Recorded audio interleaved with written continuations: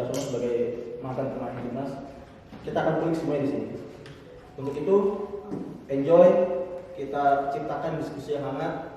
Semoga diskusi ini. Assalamualaikum warahmatullahi wabarakatuh. Waalaikumsalam.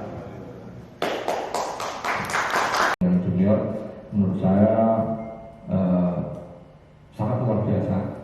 Jadi menurut saya timnas yang sekarang, karena tim U23-nya itu dihuni banyak pemain-pemain senior. Jadi atau kebalik, timnas yang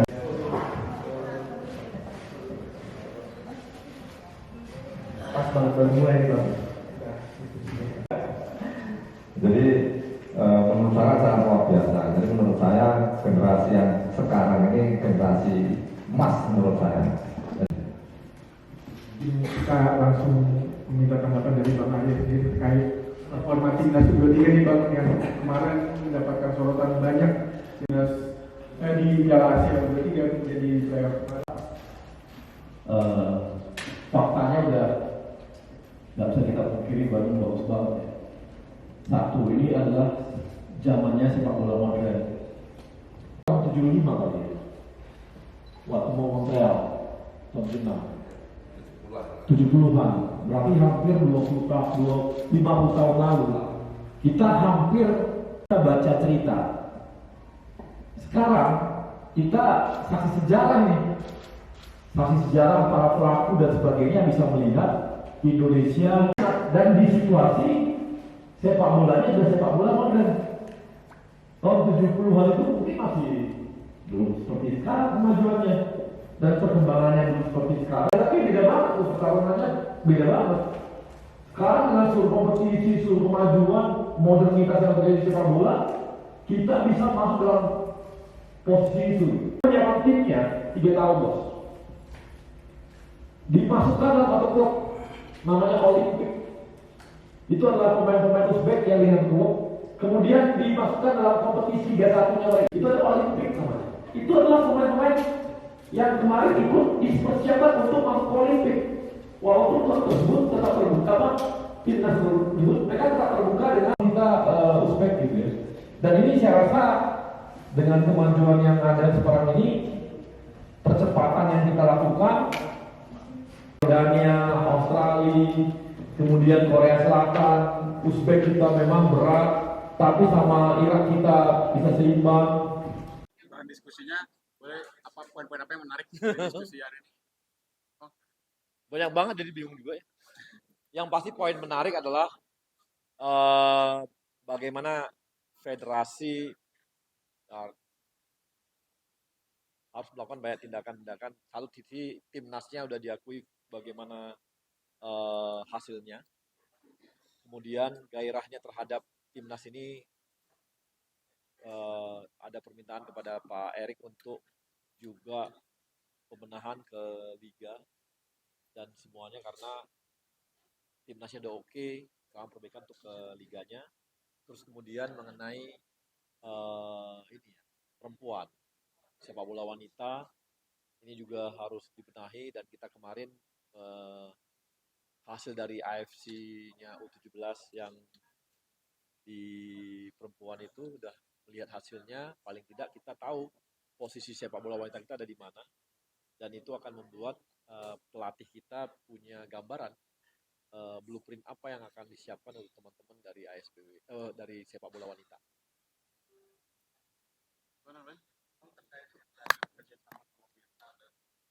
Oh iya. Ya, kita juga melihat bahwa sebenarnya sebulan 2 bulan ini kami sudah punya konsep mengenai perlindungan terhadap pemain dan pelaku sepak bola, di mana ternyata bulian-bulian terhadap sepak bola, pemain sepak bola, bahkan yang terbaru adalah bagaimana tindakan-tindakan rasisme yang dilakukan oleh netizen. Saya nggak mau ngomong supporter loh, karena supporter ini kan yang memang dia adalah masuk ke lapangan, ya dia pergi ke lapangan, dia nonton di lapangan, kemudian dia juga support dengan berbagai cara.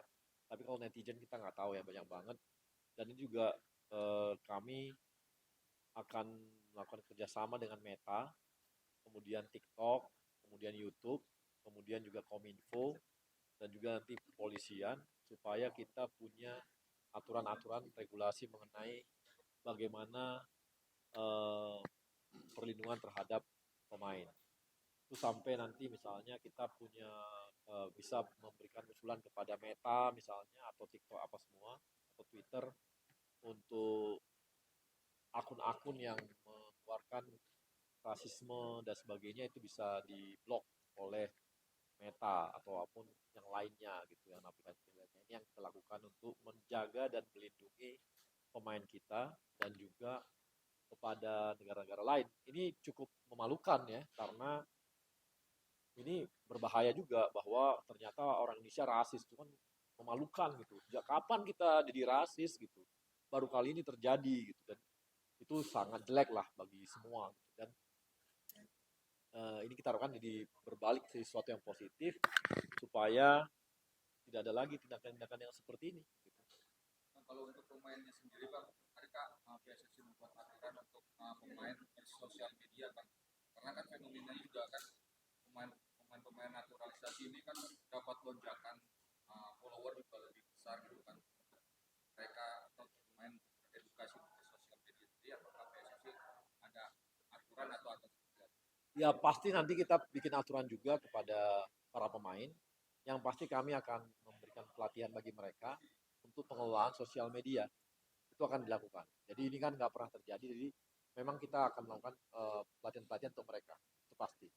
Sehingga mereka bisa memanfaatkan sosial media jadi positif juga bagi perkembangan karir dia maupun perkembangan sepak bola kita juga lah. Gitu. Itu pasti dilakukan. Jadi tidak hanya ke supporter, kami juga melakukan edukasi kepada pemain kita nanti. Untuk tadi kan sempat disinggung juga untuk IKN sendiri kan kita bikin training center latihan di sana semuanya tersentral itu kapan? Yang pasti dalam akhir bulan ini kayaknya sepertinya ketum akan ke sana melihat IKN, mudah-mudahan di sana kita ketahuan visi kita bagaimana.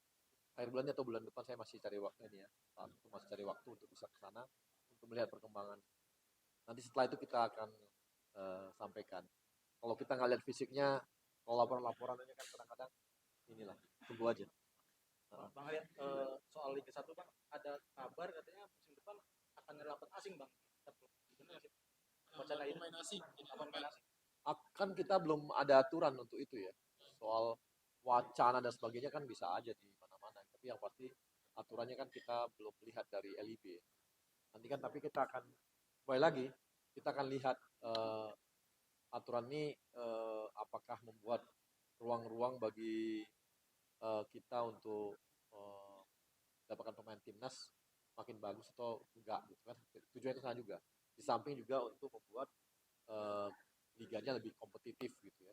Bisa juga lebih menarik dalam permainan bisa jadi aja. Apakah itu mungkin yang terkait tadi Pak Rias sampaikan bahwa bakal ada Pak Erik mungkin turun langsung gitu untuk Enggak dari sisi itu, dari sisi pembenahannya aja. Kalau alasan Solo dan Surabaya dipilih jadi tuan rumah Piala AFF 16 dan 19 ada pertimbangan? AFF yang mana nih? 16 sama Ya kan kesiapan stadion kan mereka udah pernah untuk Piala Dunia U17 gitu ya. Itu aja sih. Dan kita pingin jangan cuma terus-terusan di GBK, di Jakarta, di daerah lah. Itu sih alasannya lebih pada penyebaran supaya ya sepak bola ini ya dimiliki oleh semua, bukan hanya dimiliki oleh orang Jakarta gitu. Bang, kalau soal administrasi Martin Paes kan Abang bilang sebenarnya ada satu tahapan lagi, tapi bukan perpindahan federasi, itu boleh dijelasin nggak sih maksudnya apa tahapan yang harus dijalankan? Tunggu aja. Tunggu aja. Kalau tapi sengketanya udah selesai Bang. Tunggu. mungkin dari Ya. Kan baru pulang dia. Kita tunggulah dia mungkin butuh istirahat dulu. Lu gimana sih? Capek juga dia 40 hari men dia. 40 hari kan? Capek juga. Nggak lebaran lagi dia kemarin. Terpotong tuh lebarannya kan kita inilah. Kau istirahat dulu dia. Pasti kami dalam waktu dekat akan ketemu. Pasti. Dan kita akan bernegosiasi di banyak hal. KPI tercapai kan pasti sesuatu yang harus kita hargai. Kemudian ke depan sampai tahun 2027 loh. Ingat, Pak Erik ini selalu sebagai ketua umum nggak pernah dia mau bikin kontrak-kontrak di luar dari wilayah masa kepengurusan dia. Gitu loh. Karena batasnya 2027, maka STY pun akan kontraknya sampai 2027. Karena kita nggak tahu kan, jangan nanti keputusan Pak Erik ini menjadi beban bagi ketum berikutnya. Jadi Pak Erik itu nggak mau membuat beban bagi semua. Coba lihat, mau jersey ke, mau hak siar ke, nggak akan pernah beliau mau untuk itu. Kalau perkembangan pencarian direktur teknik udah sampai mana? Tinggal udah ini kok depan mata. Katanya Philip Crosser juga. Pokoknya inilah nanti kita lihat. Pokoknya udah ada di depan mata. Nggak lama. Tapi yang pasti yang tadi ya kalau STY kita juga pingin ini timnasnya keren. Tadi ya, pemainnya keren. Pelatihnya keren. Ya kan? Kalau gitu bukan targetnya apa? Ya dong. Kita jangan lagi ngomong fondasi. Masa ngomong fondasi ke Tom Haye? Enggak. Kita ngomong targetnya apa? Tolong masukkan kita semua. Apa target yang kita capai 2024 akhir 2025? Apa? 2026? Apa? 2027? Kan kami itu bulan Februari ya. Jadi 2026. Apa targetnya? Kita harus kasih masukan semua. Tolong cari target kita masing-masing sampai ini. Apa target kita terhadap ini semua? Karena pelatihnya keren, pemainnya keren, PSSI-nya mensupport juga keren, ketumnya juga keren. Target kita apa?